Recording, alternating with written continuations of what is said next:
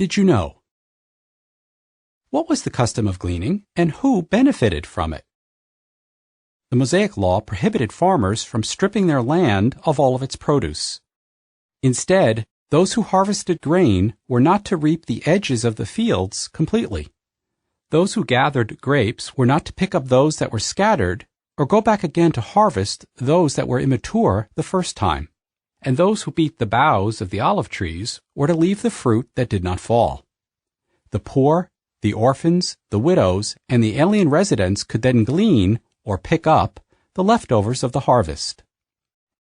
This law regarding gleaning benefited all Israelite society.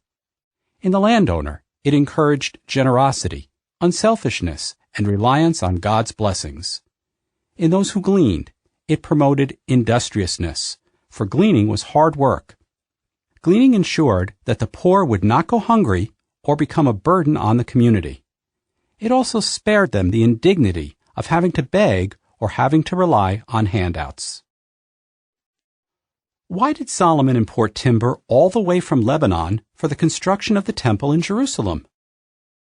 The account at 1 Kings 5, 1-10 describes an agreement made between Solomon and Hiram, king of Tyre.